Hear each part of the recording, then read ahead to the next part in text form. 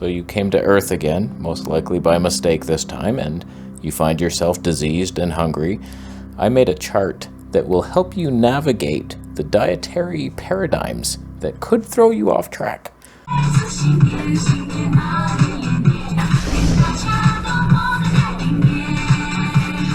The funniest thing about this chart is that the Q-Link pendants are still on sale. Buy one, get one free. I can't believe we can afford to do that. That means if you bought one for yourself, you get a free Christmas gift for someone else. The best gift of all. Makes them feel better due to the copper strands, creating a vortex of love. Deals down below there. Click my link. Whenever I change my diet, we get the comments down there. Here we go again. Oh, he's back on the vegan season 4. Yeah. Oh, the joke on your own time, buddy. So I made a chart to explain to you the changes I do and how it works in my mind and why I vary to different quadrants. And you'll see it all make perfect sense. So there's always been 2 major changes I focus on in a cross-like manner. Either I'm on team carbohydrate or team fat. And those are the major flip-flops. That's where we see me going from like, I'm vegan, this is awesome. I'm carnivore now, oh my God. And people can't understand the flip. They're like, how could you do that? It's because there's 2 ways to eat. You could be a balanced loser omnivore in the middle. And that's what the government wants you to think is the best. But really, we know the fringe society groups are the most successful. And the high carb team, that's usually plant-based. That's high carbs, it makes sense. Versus keto are people who are like, they tried the carbs and they felt weird with carbs. They cannot control their blood sugar. And so they have to go to the fat side to feel normal again. And that's a fine thing. But you don't want to be in the middle in that plate. That's your dinner plate. Are you joking?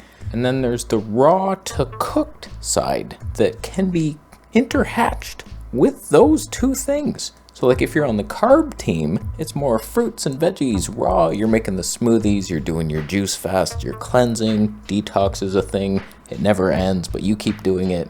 Zen cleanses down below. Affiliate links, my homeboy. Versus more of like a starch solution type of thing. I couldn't handle the detox. I didn't like to feel my own emotions. I want to numb myself out. Where's the comfort food on a raw vegan diet? It doesn't exist. So you can have your rices and your grains and your beans and your potatoes. You're having fun. It's cooked meals all the time. And wow, you're partying salt. Ooh, hot sauce. That's a fun place to be. Versus, on the other side, if you're doing high fat and it's raw, you're like vegan keto, you're Lou Coronas of the world. Gabriel Cousins kind of higher fat. You're making your nut yogurts, you're having salads, juices, but green juices, no fruits. You're on this side, you're not on the carb side. Versus like cooking everything, you don't usually do like roasted nut diet, it's the carnivores. You're grilling your meat, you're sacrificing donkeys, you're hunting squirrels. It's natural, the natural human behavior. I'm with you. So right now, I am smack dab in the middle of the carbohydrate raw to cooked area. I'm over here, just like we're doing fruit, like usually a green smoothie for breakfast and then a starchy rice meal at night. So it's like I'm right in the middle. If I want to remove the rice meal, oh, we're ascending. Look at me, a second fruit meal or a big salad. Wow, that was fun. Or, oh no, this fruit is effing me. Oh no, I'm sinking. Ah, now we're doing all cooked. 2 cooked meals a day. Oh, I have no energy. What is life force? How come I don't have any of it? In the past, I found myself up here doing high fat keto vegan. What even is that? The sugar was effing me. And then when I went high fat vegan, I noticed a lot of the symptoms I was feeling, like the acne and the itchiness, went away. So like you could stay there for a bit, but good luck ever pooing again. I couldn't make it happen. And then you sink. Oh no, you sunk down to the carnivore level. Now you're meat scum. You're a meat-eating scum caveman. What happened to your goals and morals? You abandoned them for selfish desires. Oh, that's fine. I'm not judging you. You're good. You're a good man. So you betray a cow every once in a while. Who likes cows? Not me. So this chart is how my mind sees the diet world. I've seen many success stories on all sides. All those 4 different sides, I've seen huge amounts of recovery over chronic illnesses. You know what I've never seen? Someone who ate right in the middle, balanced my plate type of shit. And they're just like, man, you wouldn't believe it. I just started drinking more milk and adding grains and having 3 meals a day with snacks in between and drinking some water sometimes and eating processed foods here and there. Vegetable oils are better than butter. That guy, like, what does he overcome? Nothing. You've never heard a story like that. Grow up. So from what I see there out in the fringe diet clubs, we get results when people lower the fat and go more like raw vegan or even cooked vegan. The whole point is carbohydrates are easily absorbed when you lower the fat. When you start upping the fat, bad things happen because of the sugar staying in your blood too long, in my opinion. I've seen it happen many times. Little like high carb vegans start adding more nuts and they get all this acne. It's like, it's not the fat causing the acne, it's the sugar not being able to get into your cells, in my opinion. Or it's both. Fat burdening the liver plus the sugar nightmares. So to heal diabetes is literally a low-fat diet, high in sugar. Normal sugars, not refined sugar. There's many books on it. That's how diabetes works. It's usually saturated fat that clogs up the insulin receptors and you can't get the sugar in. So when people joke like, good luck with the diabetes on your high carb diet, you have no idea what you're talking about. It's embarrassing to even be next to you right now. So it's like, that works.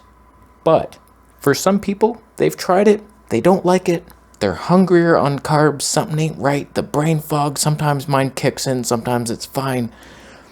On keto, you're removing the carbs and burning more fat. My only warning to you is it's more of an adrenal system of energy. You're spiking cortisol. I don't think it's sustainable. It's very hormonally boosted, and then you get the keto eyes, which I have none. I only have one zit right here. Side rant. So like I'm doing this low fat thing. Realized I was running out of freezer space. I had too much edamame in there and tempeh, which is super high fat. You wouldn't think it. High protein and fat. So I'm eating through that about 4 days in, and then to top that off with my fat increase, Fiance comes home and she's like, I'm hungry, let's go to a restaurant. Usually I would say no, but for whatever reason, I was still hungry after my meal, my bullshit grain meal. And I was like, you know what? Let's just do it. We went to Fresh. I had the highest fat meal I've ever had in the longest time. Everything was oil. The rice had oil, the sweet potatoes. I had the beach bowl, vegan Parmesan cheese, a lot of salt and oil in that thing. And my face erupted.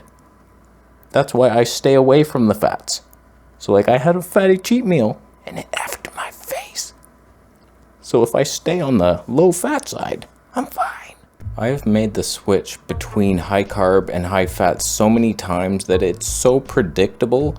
When I'm low fat, things are somewhat normal. And I make the decision, I'm gonna go high fat now. I start increasing it slowly.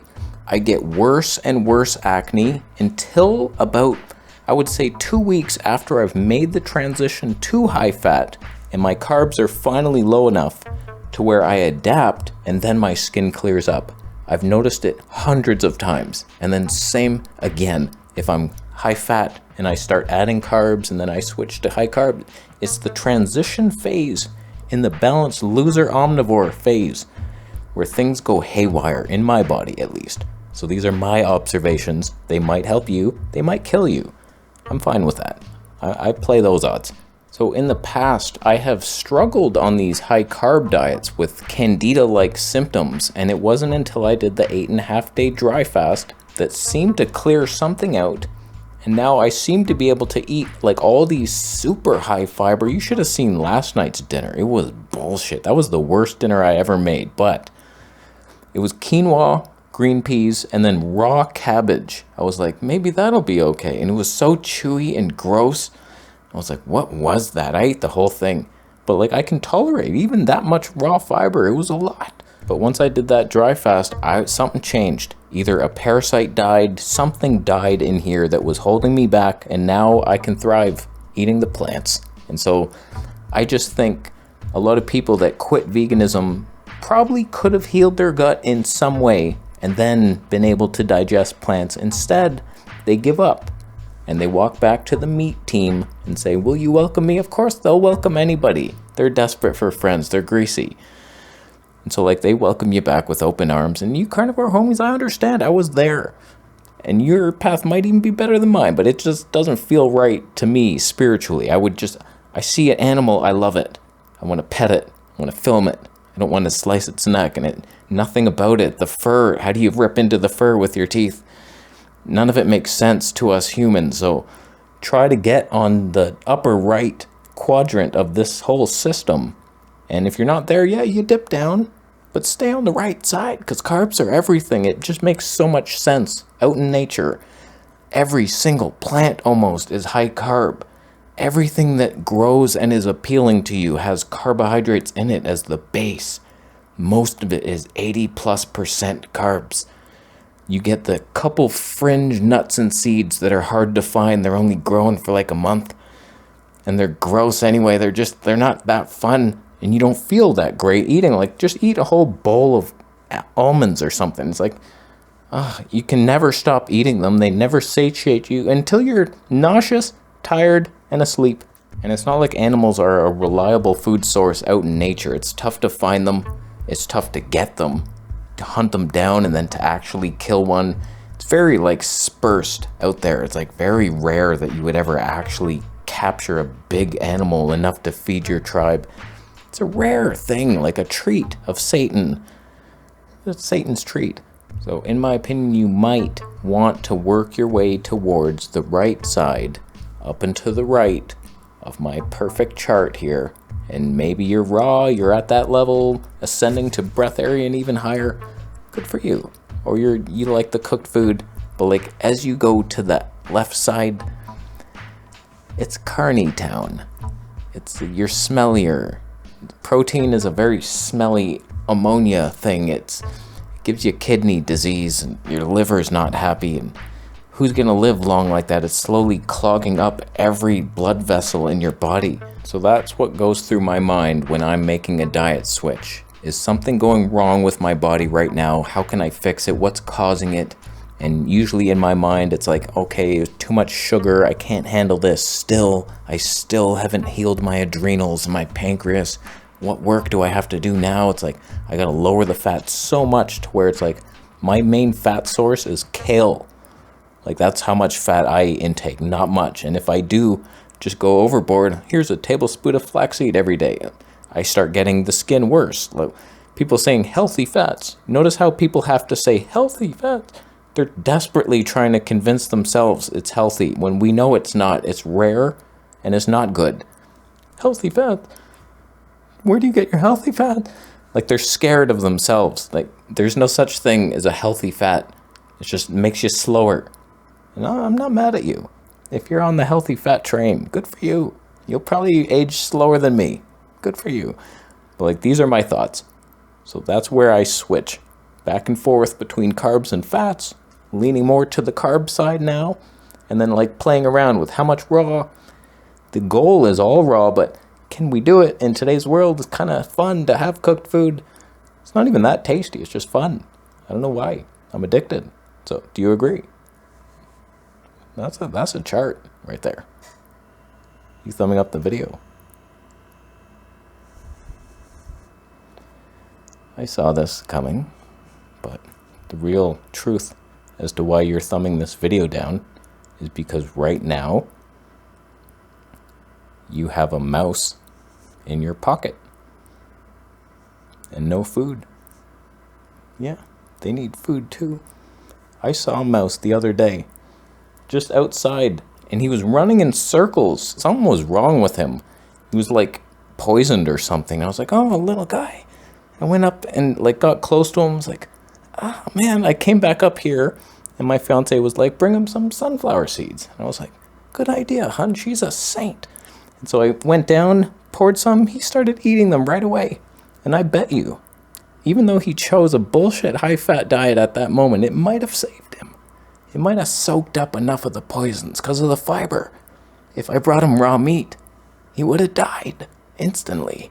So, there we have that. He's probably dead. Or a hawk swooped him up. But then the hawk ate poison, didn't he?